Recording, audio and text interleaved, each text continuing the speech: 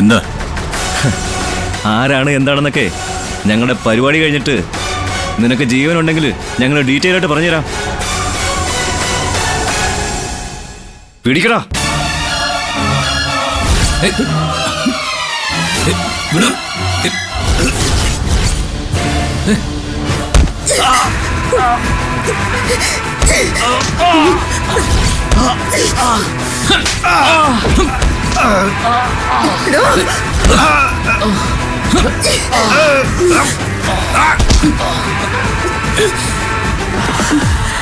ആരാടാ നീ?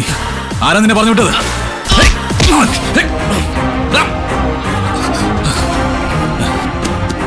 ആരാ ഗൗതം അവരൊക്കെ? അറിയില്ല. അതൊക്കെ പോട്ടെ, നമുക്ക് പോവാം വീട്ടിലേക്ക്. പോവാനോ? എങ്ങോട്ട്? ഞാനെങ്ങും വരുന്നില്ല. ഗൗതം പറയുന്നത് കേൾക്ക്. കണ്ടില്ലേ, ചുറ്റും ശത്രുക്കളാ. ഇങ്ങനെ ഒറ്റയ്ക്ക് നടക്കുന്നത് ആപത്താണ് ഗൗതം. ഇനി ഞാൻ ഗൗതമിനെ വിടില്ല. ഇപ്പൊ എന്നെ രക്ഷിച്ചതിന്റെ അധികാരം ഒന്നും ഉപയോഗിക്കണ്ട. നീ എന്നെ നേരത്തെ തന്നെ കൊന്നു കളഞ്ഞതാ. ഈ ആപത്തിൽ നിന്ന് എന്നെ രക്ഷിച്ചെങ്കിൽ അതിന് ഒരുപാട് നന്ദിയുണ്ട്. നന്ദിയോട് നന്ദി. പോരെ? തൊട്ടുപോരുത് എന്നെ. എന്നെ പുറകെ വരരുതെന്ന് പറഞ്ഞ വരരുത്.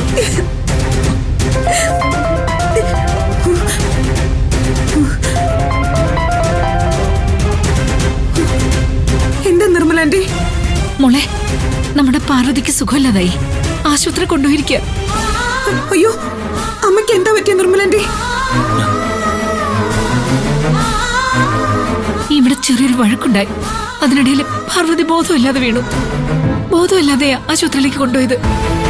ബോധം കെട്ട് വീണെന്നോ? എന്റെ ഈശ്വര, ഏത് ആശുപത്രിയിലാണ് കൊണ്ടുപോയത്? അച്ഛൻ മാത്രമേ കൂടെ പോയുള്ളോ? ഒട്ടും വയ്യ നിർമ്മലാന്റി അമ്മയ്ക്ക്. വിളിച്ചിട്ട് അനക്കൊന്നുമില്ല. എനിക്കെന്തോ പേടിയാവുന്നു മോളെ. അനക്കൊല്ലെന്നോ? എന്റെ ദൈവമേ, ഞാനൊരു കാര്യം ചെയ്യാം. ഞാൻ ഇപ്പൊ തന്നെ ആശുപത്രിയിലേക്ക് പോവാം. മോളെ, ഗൗതമിനെ കണ്ടായിരുന്നോ? ആ, കണ്ടാന്റി. അതൊക്കെ പിന്നെ പറയാം. ഇപ്പൊ ഞാൻ വെക്കുക.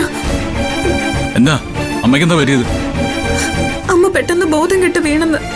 വിളിച്ചിട്ട് അനക്കൊന്നുമില്ല എന്നാ നിർമ്മലാന്റി പറഞ്ഞത്. അച്ഛൻ ആംബുലൻസ് വിളിച്ചു വരുത്തി ഹോസ്പിറ്റലിൽ കൊണ്ടുപോയിക്കുവാ. ബോധം കിടവേണ്ടിയപ്പോ അവിടെ എന്താ ഉണ്ടായത്? ഈ കാണിച്ചു കൂട്ടുന്നതിനപ്പുറം ഇനി എന്താ വേണ്ടത്?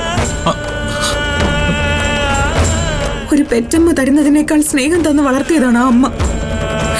പെട്ടെന്ന് അതൊക്കെ വലിച്ചെറിഞ്ഞു പോയാ ആ അമ്മയ്ക്ക് ജീവിക്കാൻ പറ്റുമെന്ന് ഗൗതമിന് തോന്നുന്നുണ്ടോ? എന്ത് ചെയ്യാന്? സഹിക്കാൻ പറ്റി കാണില്ല ആ പാവത്തിന്.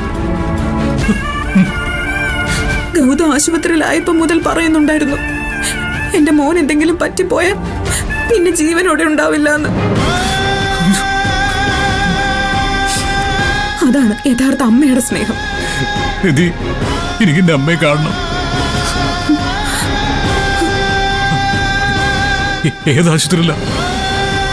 അറിയാം, ഗൗതം കിടന്ന അതേ ആശുപത്രിയിലേക്ക് കൊണ്ടുപോയിരിക്കുന്ന. എനിക്ക് സമയം കളണ്ട, വേഗം വാ.